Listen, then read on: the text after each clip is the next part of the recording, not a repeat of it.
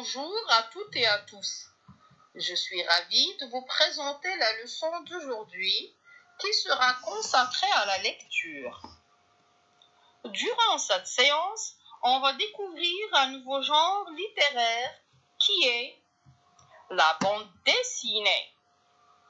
On va s'intéresser aux principales caractéristiques ainsi qu'au lexique spécifique de la bande dessinée. Consultez la page 192-193 de votre manuel de français.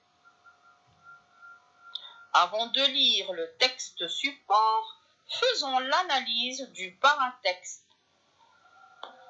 Sur cette page, on trouve un certain nombre d'informations.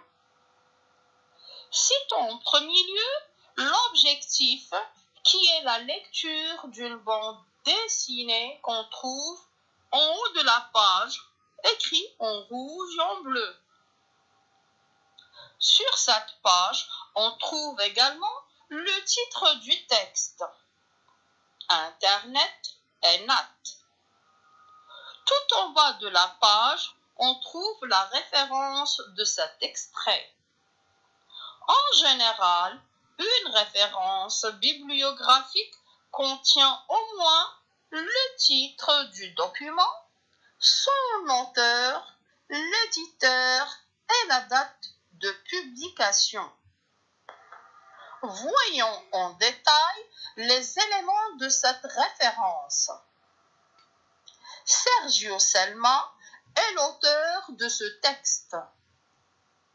Nathalie représente l'œuvre dont on a extrait ce texte. Nathalie est une série de bandes dessinées humoristiques de Sergio Selma, dont le sujet est la vie d'une fillette passionnée par la culture des différents pays du monde et qui rêve de faire le tour du monde avec son frère comme souffre-douleur. Tome 11, Tu te fiches du monde est le titre de l'album numéro 11 de la série Nathalie. Un album de bande dessinée est un livre contenant une ou plusieurs bandes dessinées. Casterman est une maison d'édition de bandes dessinées et de livres de jeunesse. Nathalie est le personnage principal de la bande dessinée Nathalie. C'est une petite fille qui rêve d'aventure pour échapper à un quotidien triste entre un père qui n'est pas souvent à la maison et une mère dépressive. Heureusement, elle vit avec un oncle au chômage qui s'occupe d'elle et de son petit frère et qu'elle aime bien. Alors, qu'est-ce qu'une bande dessinée? La bande dessinée est définie comme une suite de dessins étalés sur une ou plusieurs pages et ayant pour but de raconter une histoire humoristique ou réaliste. En d'autres termes, c'est un art narratif et visuel qui est une succession de dessins accompagnés en général d'un texte pour raconter une histoire. Les personnages s'y expriment à l'aide du bulle de texte. On trouve soit des bandes dessinées qui racontent une seule et longue histoire, comme Astérix, Tintin, soit des bandes dessinées à épisodes, mais dans lesquelles on retrouve toujours les mêmes personnages, comme Nathalie, Boule et Bill. Il y en a pour tous les âges. Avec un crayon et un bout de papier, et bien entendu un brin d'imagination, on peut être en mesure de faire rêver, rire, pleurer, avoir peur, sauter de joie. Le type de ce texte Internet Enat est donc un texte narratif, extrait d'une bande dessinée qui est le genre littéraire qu'on a découvert lors de cette séance. Maintenant, voyons les composantes de la bande dessinée. Une planche est une page de la bande dessinée, soit une histoire complète, soit une partie. Les différentes planches d'une même histoire sont reliées pour former un album. Chaque planche est constituée d'une ou plusieurs lignes d'images, ce sont les bandes. Chaque bande comporte une ou plusieurs images. Ces images s'appellent les vignettes ou les cases.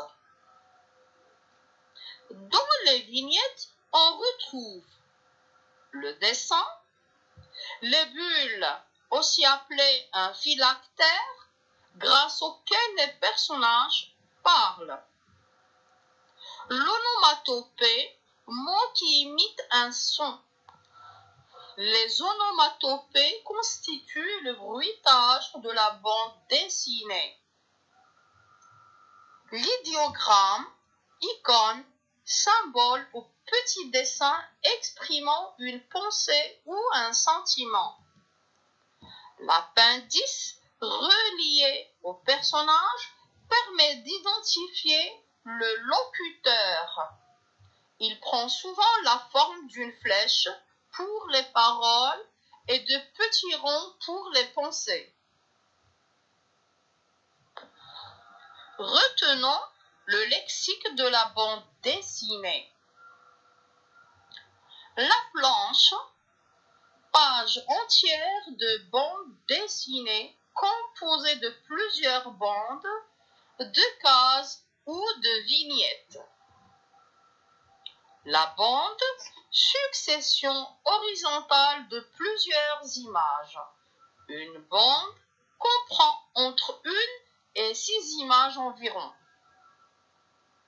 La case, aussi appelée vignette, est une image d'une bande dessinée délimitée par un cadre. La bulle, aussi appelée un phylactère, est une forme variable qui, dans une vignette, contient les paroles ou les pensées des personnages reproduites au style direct. L'appendice, relié au personnage, permet d'identifier le locuteur. Il prend souvent la forme d'une flèche pour les paroles et de petits ronds pour les pensées. L'onomatopée, mot qui imite un son. Les onomatopées constituent le bruitage de la bande dessinée. Et enfin, l'idéogramme, icône, symbole ou petit dessin exprimant une pensée ou un sentiment. Revenons au titre de notre planche. Internet est NAT. Que veut dire NAT à votre avis? Nat est le diminutif de Nathalie, qui est le prénom du personnage principal de cette bande dessinée. Vous connaissez tous sans aucun doute le mot Internet. Après avoir analysé le paratexte et élucidé les principales caractéristiques, ainsi qu'au lexique spécifique de la bande dessinée, vous êtes maintenant en mesure de faire un rapprochement entre le paratexte et l'extrait en émettant des hypothèses sur le contenu du texte. À votre avis, de quoi va parler le texte? Je vous propose 2 hypothèses. La première, le texte va parler d'une petite fille qui se nomme Nathalie. La deuxième, le texte va parler de Nathalie et de l'Internet. Maintenant, c'est à vous d'en trouver d'autres. Observons cette vignette. Vous avez identifié la petite fille? C'est bien Nathalie. Elle est terrifiée et se demande qui est cette personne inconnue qui vient de lui dire coucou. Vous l'avez sûrement reconnu. C'est Sergio Selma, l'auteur de cette bande dessinée. À vous maintenant de chercher sa biographie afin de mieux le connaître. Vous devez aussi lire le texte page 192, 193 et d'expliquer les mots difficiles. Notre séance touche à sa fin. Portez-vous bien.